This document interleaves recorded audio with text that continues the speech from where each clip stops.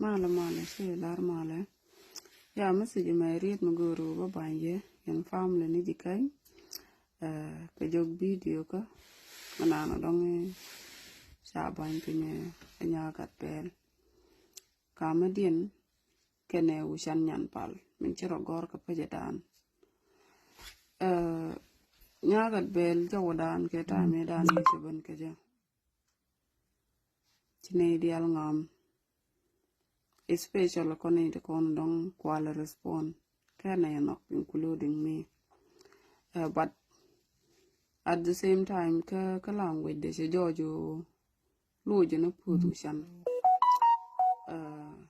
ki se ushan che yore ka ku dere ushan dere lu ka ta dana dong si pus ke je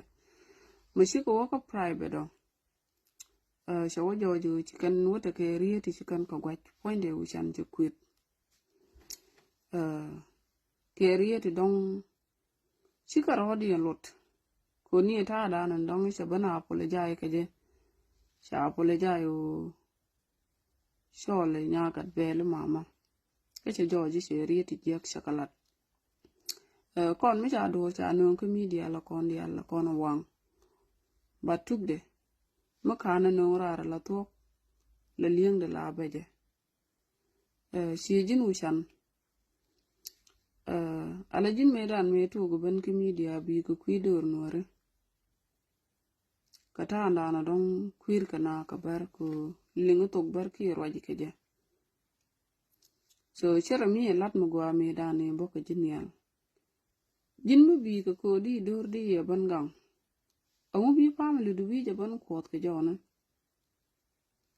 ga ja kana ga jiyo mu bum ga jiyo ki bum ga ja mu shi ka ban a sharo dien banak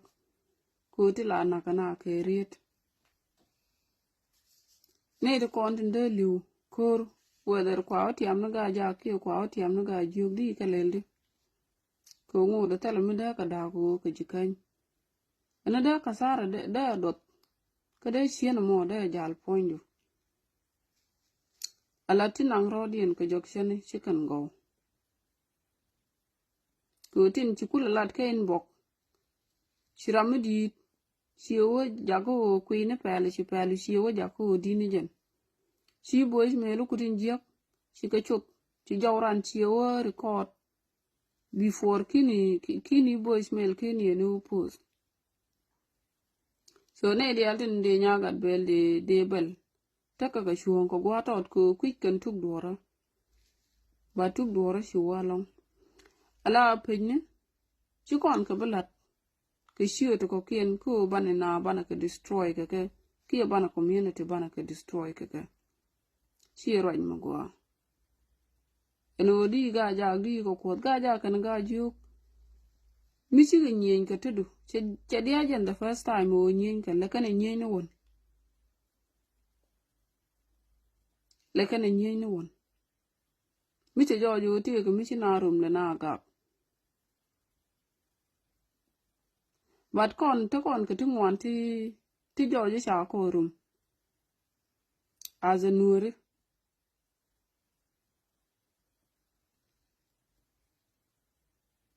enyok shi dia jin de ji kan dia ka banda ki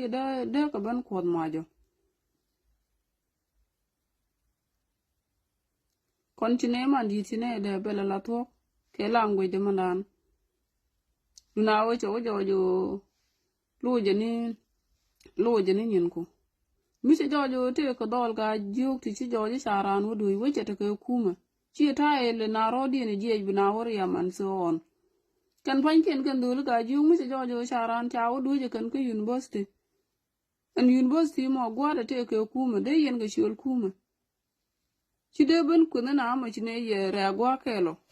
to bi a shoot kan I wish I can use your language ko de nwer community de kan kula ling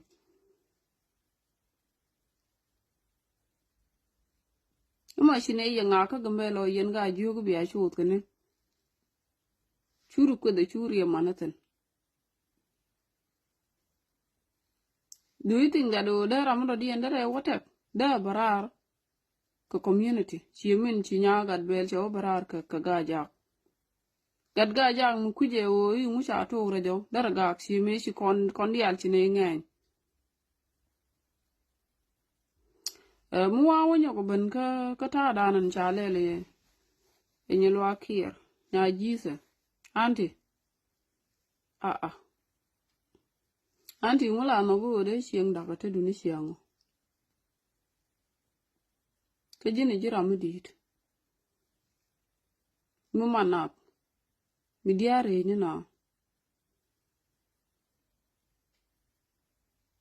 wuji ya guri o mi te ka dak mi chutu o wi di la kanten la bana pede no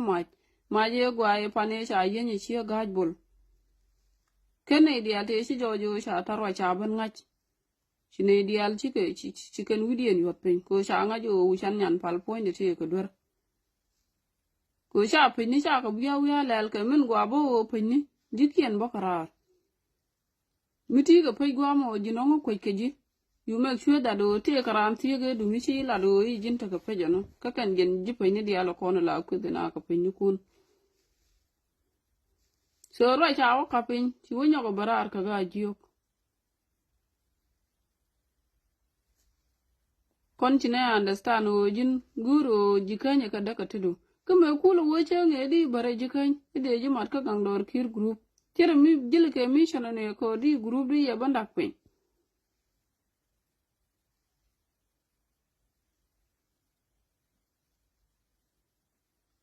dar jikany jin dieten tilla di ci karodi lot ke ci lan di long le di ye yopin enyo yene di ala kono dong ci video nya kier ci gwej ran ci lo bana ga ja because me le ru shana shine support mo do di na dana la min cha bala da nya kier but we don't support it point de nya kier e nya jizo kurai te go shoot be use an ram bu bararo be ban diel ka ja be diel ka nya kier go shoot ala community dana kono ci le ja shon ku kwine ne da rawo kiene diok te shiga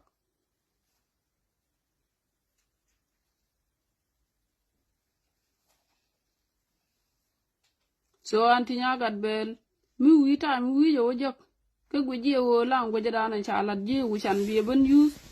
bi bala na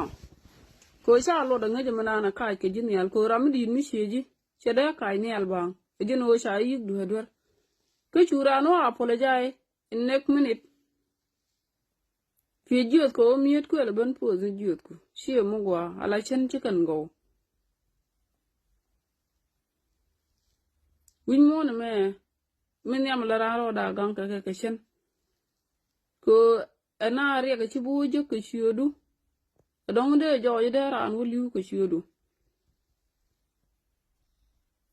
me ce la du shan ka shi ban seconded ka ti je ka ti de shan de ko no re do aran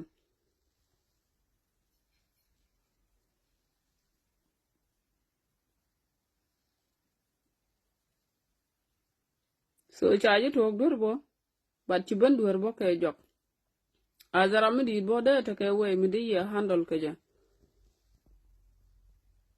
so de ne la ru malej ko shaji sadap shondu gwa mo balangu che jiya ga ma